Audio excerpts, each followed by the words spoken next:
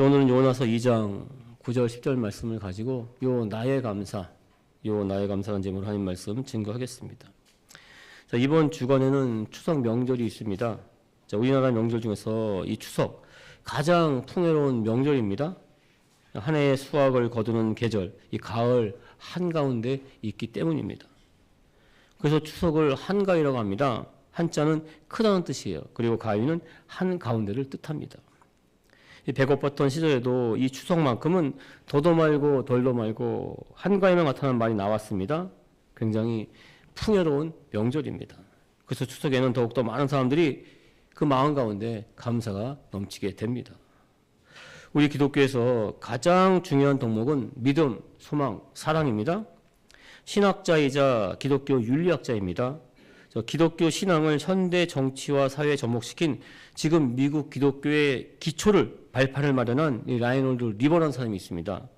이 라이놀드 리버가 말합니다. 믿음, 소망, 사랑 이 세 가지는 항상 있을 것인데 그 중에 감사를 하나 더 포함시켜야 한다. 이런 말을 했어요. 굉장히 영향력 있는 사람입니다. 그런데 이 라이놀드 리버가 60세에 뇌출혈로 쓰러집니다.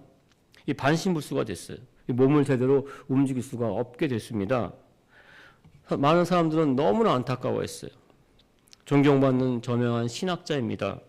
사회적 정의를 실현하는 윤리학자였어요. 그런 정치적, 사회적으로 굉장히 막강한 영향을 끼치고 있었습니다. 그런데 뇌출혈로 쓰러졌습니다. 이때 쓴 기도문, 이 기도문은 지금까지도 많은 사람들에게 읽혀지고 있습니다. 회자되고 있어요. 이 평안함을 청하는 기도입니다. 이 평안함을 청하는 기도는 기독교인뿐만이 아니라 일반 사람들에게도 많이 읽혀지고 있습니다. 일례로 TVN 방송 프로그램, 이 알쓸 신잡이라는 프로그램이 있습니다. 알아두면 쓸 데 있는 신비한 잡학사제라는 프로그램이에요. 이 프로그램에서도 이 평안함을 청하는 기도에 대해서 다뤘던 적이 있습니다. 하나님, 어찌할 수 없는 것을 받아들이는 평안함을 주시고, 어찌할 수 있는 것은 바꾸는 용기를 주시고, 그리고 이를 구별하는 지혜도 주소서.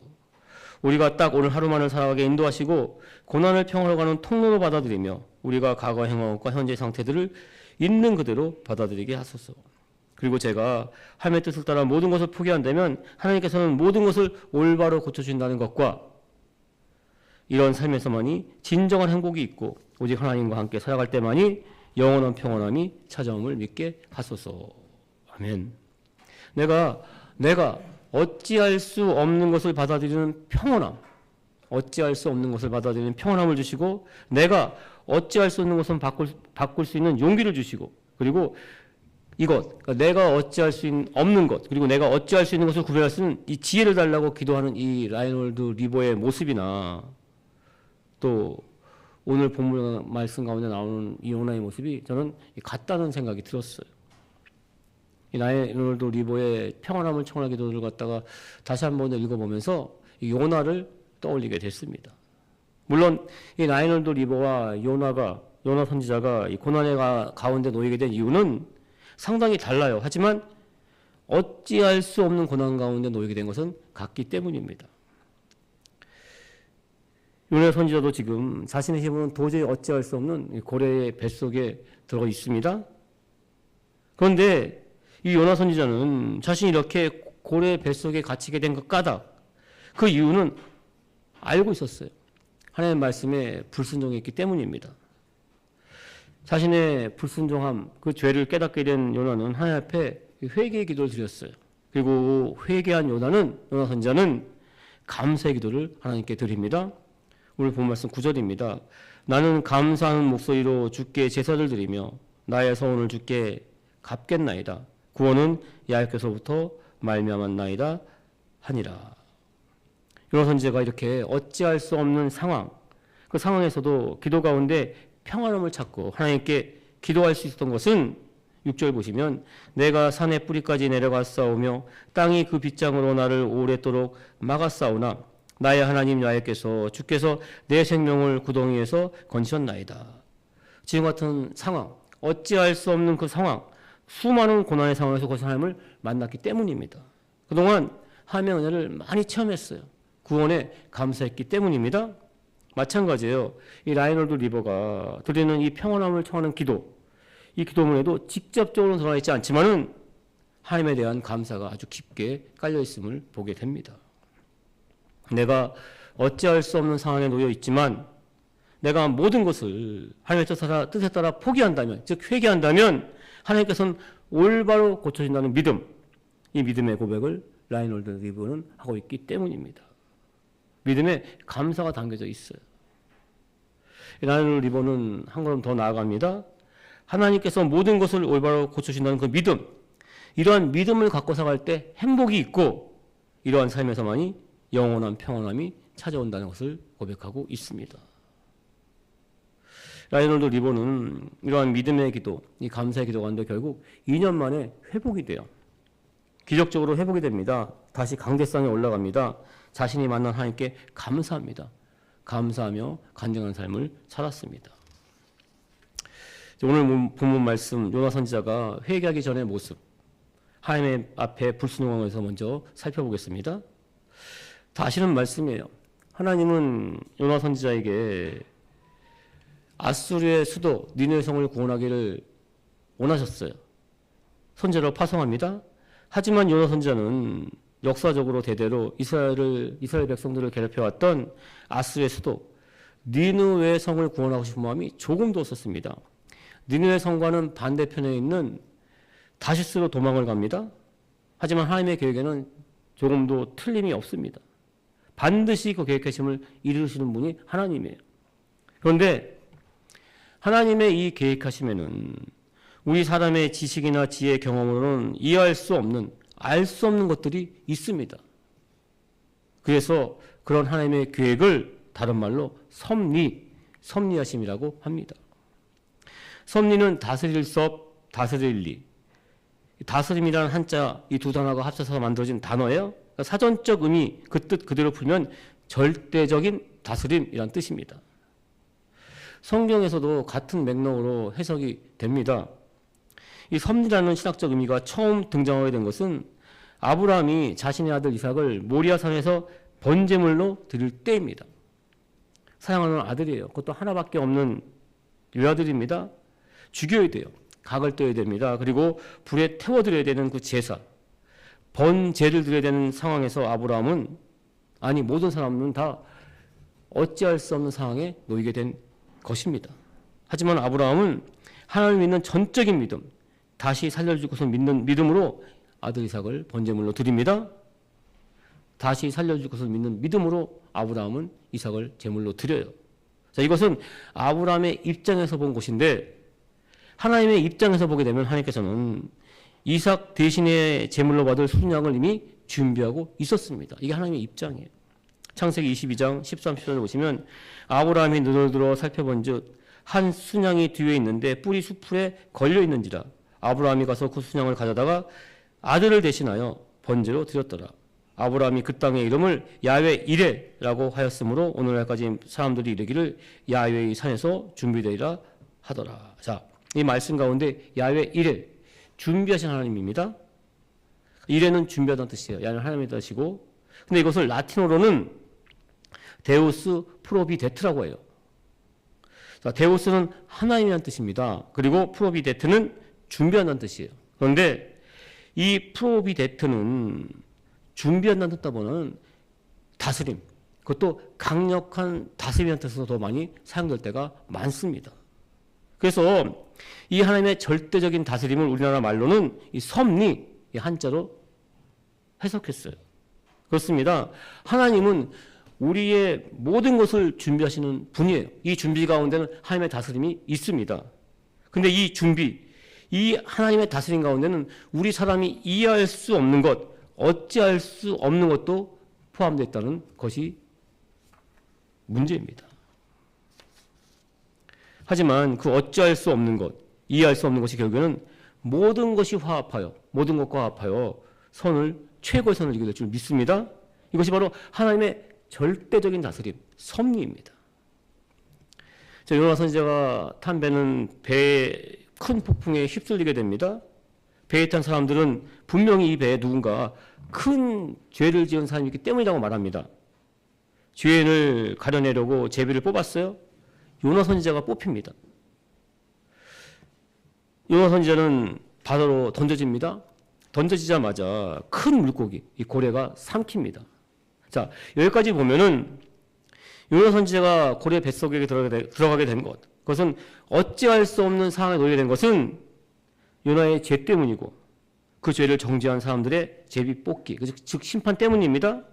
요나 선지자는 그 어찌할 수 없는 상황 가운데 죽음을 맞이하게 된다. 이것이 보통 일반 사람들의 생각이에요. 그런데 요나 선지자는 그 어찌할 수 없는 상황, 고래의 뱃속에서 감사의 목소리를 냅니다. 하나님께 감사 기도를 드려요. 즉 그 어찌할 수 없는 곳에서 오늘 본 말씀 다시 한번 읽겠습니다. 나는 감사하는 목소리로 주께 제사를 드리며 나의 소원을 주께 갚겠나이다. 구원은 야훼께로서 말미암나이다. 지금 내가 어찌할 수 없는 것을 어찌할 수 있는 것이 있습니다. 어찌할 수 없는 것은 차체에 두고 어찌할 수 있는 것 회개하고 기도를 하니까 그 마음 가운데 감사의 목소리가 울려 퍼졌어요. 그래서 일반 사람들은 도저히 이해할 수 없는 감사 기도를 하게 됩니다. 기적이 일어납니다. 10절 보시면 야훼께서 그 물고기에게 명하심에 요나를 육지에서 토하니라. 감사는 기적을 창조하는 놀라운 힘이 있는 줄 믿습니다. 물에서 샘이 솟아납니다. 금은 금강에서 나옵니다. 전기는 발전소에서 나와요. 자, 그러면 요나 선지자와 같은 감사의 목소리, 어찌할 수 없는 상황에서 드리게 된 이 감사 기도는 과연 어디서 나오게 되는 것일까 살펴보겠습니다. 첫 번째, 최악을 생각하면, 아무리 악조건이라도 최악을 생각하면 감사의 목소리를 낼 수가 있습니다. 감사하게 됩니다. 성경에 등장하는 믿음의 인물 중에는 동물과 관련된 인물들이 꽤 있습니다. 엘리야 선지자는 까마귀를 떠올리게 합니다. 또 다니엘은 사자를 떠올리게 하고, 그리고 베드로는 물고기를 떠올리게 해요. 그리고 오늘 본 말씀의 요나 선지자는 고래가 떠오르게 됩니다. 이전에 이상한 변호사 우영우라는 드라마를 봤어요. 이 우영우가 무언가 생각할 때, 또 아이디어가 번쩍일 때, 그때마다 꼭 등장하는 동물이 있는데 바로 고래입니다. 그래서 이 고래에 대한 도대체 어떤 동물인가 하고 살펴봤는데 별 의미는 없었어요. 근데 이 고래가 굉장히 하나하나 살펴보니까 지구상에서 가장 큰 동물이 고래였습니다. 이 고래의 심장은 소형 자동차만한 것도 있다고 합니다. 아주 큰 고래는. 그리고 이 고래 뱃속에는 사람이 10명 정도 들어가도 된다고 합니다. 큰 고래는. 그리고 중요한 것은 고래는 무엇을 먹든지 4시간이 지나면 뼈까지 소화하게 됩니다. 아주 강력한 소화력을 가지고 있습니다. 그런데 요나 선지자는 그 고래 뱃속에 3일 동안이나 있었어요. 소화되지 않았습니다. 생생히 살아있어요. 이미 죽었어야 되는데 아직 살아있다는 것, 그리고 사지가 멀쩡하다는 것, 요나 선지자에 있어서 충분한 감사의 조건입니다. 예수님께서도 하나님의 아들임을 증명하는 바리새인들에게 요나의 표적에 대해서 말씀하신 적이 있습니다. 마태복음 16장 4절 말씀, 악하고 음란한 세대가 표적을 구하나 요나의 표적밖에는 보여줄 표적이 없느니라. 예수님이 3일 동안 무덤에 계셨던 것을 요나가 고래 뱃속에 3일 동안 있었던 것에 비유한 말씀이에요. 그렇습니다. 물론 앞에서 말씀드렸어요. 과거에 힘들고 어려운 상황 가운데 보신 그 은혜 때문에 지금도 요나 선지자가 감사했다고 말씀을 드렸어요. 하지만 그렇게 은혜에 감사할 수 있는 것은 요나 선지자가 지금 살아있기 때문입니다. 이 사실을 깨달은 요나 선지자는 더욱더 감사할 수밖에 없었어요. 그렇습니다. 최악을 생각하면은 감사할 수밖에 없습니다. 감사의 여유가 생기게 됩니다. 탈무드에 나오는 이야기입니다. 이 두 친구가 나란히 길을 걷고 있었습니다. 너무나 화창한 날씨예요. 길가에는 꽃들이 아름답게 피어 있습니다. 하늘에서는 새들이 지저귀고 날고 있었어요. 들판에는 소양들이 한가로이 풀을 뜯고 있었습니다. 자, 한 친구가 말합니다. 정말 아름답다. 하나님은 위대한 창조주이시다. 꽃에서 저 꿀을 빨고 있는 저 벌도 하나님께서 세밀하게 창조하셨다. 생각해봐. 친구한테 말하는 거예요. 저기 풀을 뜯고 있는 소도 처음에는 아주 작은 송아지였어. 그리고 하늘을 날고 있는 저 새들도 알 속에서 나왔어. 하나님께서 하나하나 먹이시고 키워주셨어. 이 말을 들은 같이 어떤 친구가 말합니다. 그래, 하나님은 정말 위대하신 분이야. 나도 그렇게 생각해. 그런데 이해되지 않는 것이 하나 있어.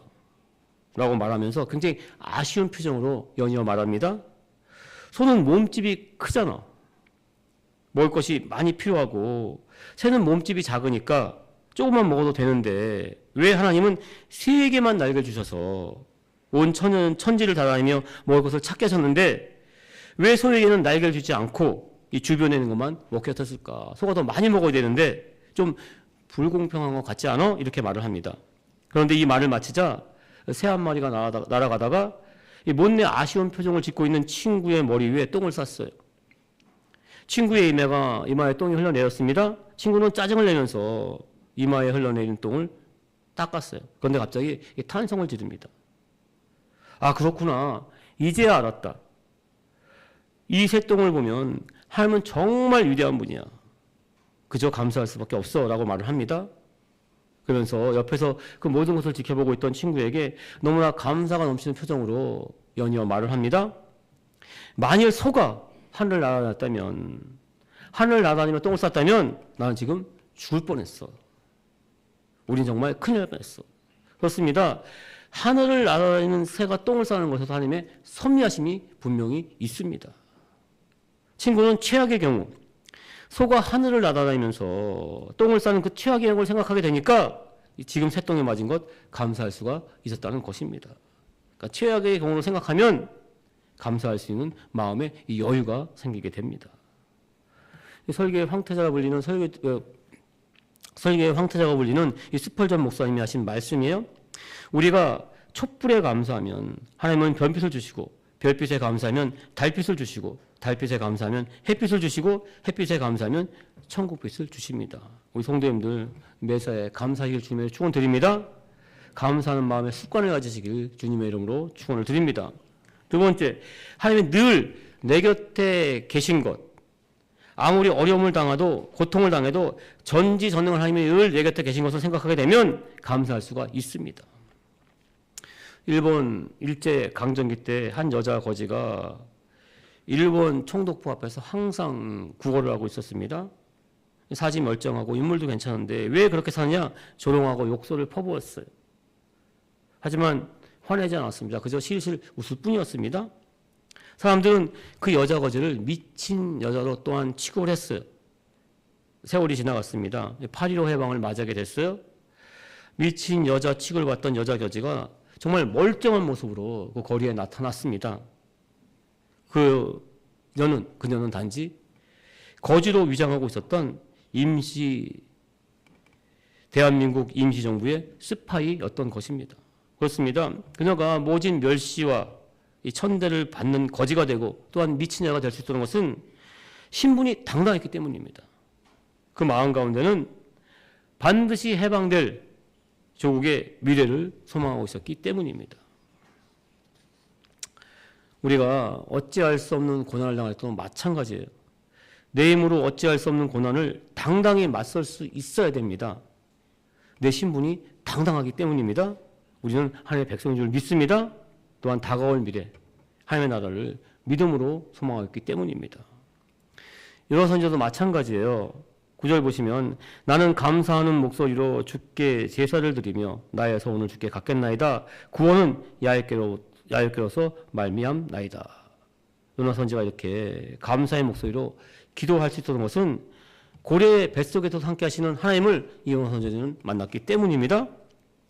고래 뱃속에 있을지라도 나는 하나님께 사명을 받은 선지자라는 그러한 당당함이 있었기 때문입니다. 그리고 사명자는 주신 사명 이루기 전까지는 반드시 죽지 않는다. 사명을 주신 분은 바로 하나님이시다. 또한 죽는다면 죽을지라도 나는 하나님 나라 천국 백성이 된다는 당당한 믿음의 소망이 있었기 때문입니다. 다니엘서 6장 10절 말씀입니다. 다니엘이 이 조서에 왕의 도장이 찍힌 것을 알고도 자기 집에 돌아가서는 윗방에 올라가 예루살렘으로 향한 창문을 열고 전에 하던 대로 하루 3번씩 무릎 꿇고 기도하며 그의 하나님께 감사하였더라. 이 말씀 얼마 전에 드렸어요. 말씀을 나눴습니다. 다니엘은 자기를 시기 질투하는 사람들의 그 음모로 말미암아 사자굴에 떨어질 위기에 처해 있습니다. 죽음의 위기를 맞이하고 있었어요. 하지만 이때도 늘 하던 대로 하나님께 감사의 기도를 드립니다. 이렇게 드릴 수 있는 것은 물론 그 이방 땅에서 수많은 위협과 고난을 받는 가운데도 계속해서 하나님께 도와주시는 그 은혜가 있었기 때문에 감사할 수 있었습니다. 하지만 늘 감사할 수 있던 그 이유는, 가장 큰 이유는 하나님은 늘 나와 함께 있다는 믿음이 있었기 때문입니다. 지금 죽더라도 나는 하나님과 함께한다. 나는 하나님의 백성이다. 하나님의 신 천국은 지금 육과는 비교할 수 없다는 믿음이 있었기 때문입니다. 다니엘은 사자굴 속으로 당당히 들어가게 됩니다. 그리고 정말 하나님께서는 사자들의 입을 막으십니다. 다니엘을 털끝 하나 건드지 못하게 합니다. 그리고 다니엘의 이러한 믿음의 고백은 전혀 생각지 못한 이방 나라의 왕, 그 왕의 입을 통해서 다시 한 번 더 증거가 됩니다. 다니엘서 6장 26, 27절 말씀입니다. 내가 이 조서를 내리노라. 내 나라 가나안에 있는 사람들은 다 다니엘의 하나님 앞에서 떨며 두려워할지니 그는 살아계시는 하나님이시오 영원히 변하지 아니하실 이시며 그의 나라는 멸망하지 아니할 것이요 그의 권세는 무궁할 것이며 그는 구원도 하시고 건져내기도 하시며 하늘에서든지 땅에서든지 이적과 기사를 행하시는 이로써 다니엘을 구원하여 사자의 입에서 벗어나게 하였습니다 하였더라. 이방 나라의 왕, 페르시아 왕의 고백입니다. 우리 성도님들, 당당한 하나님의 백성인 줄 믿습니다. 임마누엘 하나님, 항상 나와 함께 하시는 예수님을 더욱더 믿음으로 바라보실 주님의 축원드립니다. 하나님의 나라 천국에 대한 믿음을, 소망을 더욱더 가지시길 주님의 이름으로 축원을 드립니다. 세 번째, 지금보다 더 잘 될 것, 좋아질 것을 감사하게 되면 지금의 상황에 감사할 수밖에 없습니다. 우리 순복음교회에서 가장 많이 하는 말, 또 잘하는 말 중에 하나가 이 좋으신 하나님입니다. 우리가 믿는 하나님은 좋으신 하나님이에요. 또한 우리는 좋으신 하나님을 믿기 때문에 우리가 믿음으로 고백하는 말 중에 하나가 오늘도 좋은 일이 일어난다는 말입니다. 굉장히 많이 사용하죠. 오늘도 좋은 일이 일어납니다는 말. 그런데 제가 홍보실에 있을 때 예배 중에는 물론이고 시도 때도 없이 오늘도 좋은 일이 일어납니다. 이런 말을 연발하는 거, 계속해서 하는 것을 본 한 신문사 기자가 저를 보고 이렇게 말했어요. 너무나 막연한 신앙, 아니란 신앙이 아니냐 이런 말을 했던 적이 있습니다. 제가 그 기자에게 대답을 했어요. 사실 저는 오늘도 좋은 일입니다 이런 말 잘 사용하지는 않아요. 그런데 우리 교회에서, 여의도 순복음교회에서 오늘도 좋은 일이 일어납니다 이 말을 하는 것은 정말 인사말처럼 하는 그 이유는 오랫동안 쌓인 경험, 신앙의 경륜에서 나오는 것입니다. 괜히 하는 말이 아닙니다. 이런 얘기를 제가 단호하게 말했던 적이 있습니다. 그렇습니다. 이 좋은 일이 일어납니다. 오늘도 좋은 일이 일어납니다. 이 말은 정말 듣기에는 좋아요. 하지만 너무나 막연한 말, 그리고 무책임한 말처럼 들릴 수가 있는 것이 사실이에요.